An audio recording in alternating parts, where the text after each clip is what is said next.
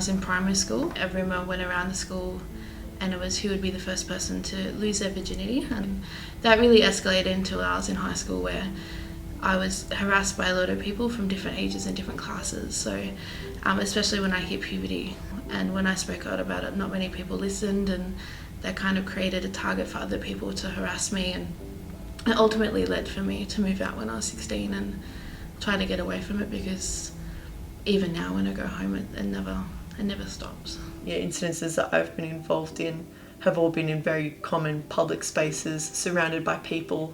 It's not been in a dark alley or something like that. It's been in a classroom, it's been in schools, it's been while I've been at work, and that it's happened around so many people, and most of the time it was when I was really young. And I didn't realise it at first, but it was through random comments that I would get just in the public place, either at uni or just going shopping in public, and I would realise that whenever something is being said to me, it's not just directed at my gender, it's always a combination of race as well. Someone just came up to me and asked how much for an hour, and I had no idea what he was referring to because I was standing outside of a restaurant, so I actually didn't hear him the first time.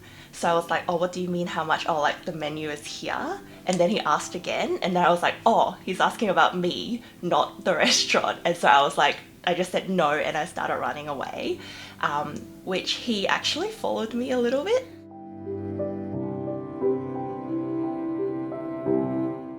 Every time I walk past the mail, pretty much I have my phone in my hand still. And I asked my partner if he does that, and he doesn't. He goes, I wouldn't have even thought about that. I think I feel safe physically to a certain extent when I'm out in Canberra, but that I go out with the expectation that I may or may not get random comments or harassed.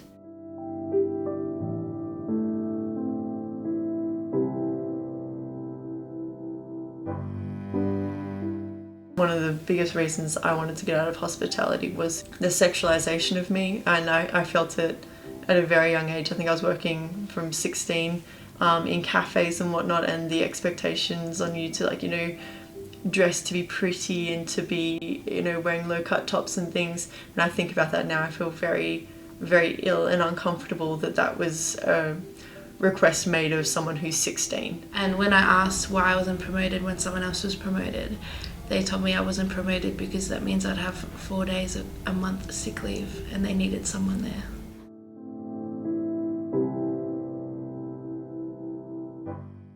It's quite detrimental to my self-esteem. I had an ex at the time, which would compound those sort of jokes on both sides, so both gender and race, and he would make comments that sort of like, if people are treating you well at work, it's because they want to sleep with you. The magistrate turned around and said that a person his age wasn't capable of harassment, and attention seeking was actually textbook for a girl my age.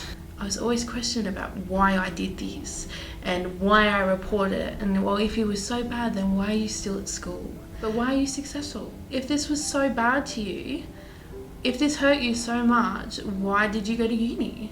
Why do you have a good job now? And I think for all women to have an experience similar to this, or all women can talk about their friends that have had similar experiences, something in that really needs to change. And I think part of it is certainly holding men accountable and making safe spaces for women, but really calling out that culture in these places as well, in schools and in clubs.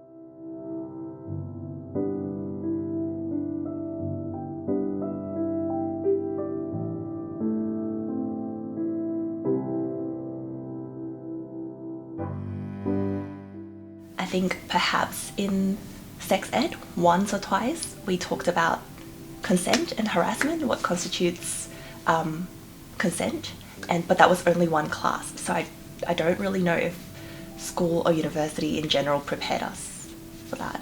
At one point we had a self-defense class come to our school where we were told to defend ourselves, not to be out after 8 p.m, to walk in a buddy system, to walk with the keys between our fingers. And it took about 10 years for me to learn that, that's not on me to change my behaviour to make sure that I'm safe. I should be able to walk home and be safe. It's not a niche issue, it's a massive worldwide issue, and I think it needs to change from when our kids are young. And I think the institutions like schools need to really step up and take responsibility. My teachers used to tell me if a boy pushes you, it means he likes you. And that kind of language set up a really bad precedent for me to invite the wrong people into my life. And it's only taken me until like my mid-20s to go, oh, actually, that's not what love means and that's not what respect means. Now watching my younger siblings go into workplaces and working in bars, I've had so many things that I've told them about, like, you know, don't accept this. If someone, you know, they don't need to touch your waist while they're going past you, they don't need to touch your bottom when they're going past you, anything like that from someone who's a manager or anyone above you, anyone at all, is not appropriate, and just say, don't touch my body.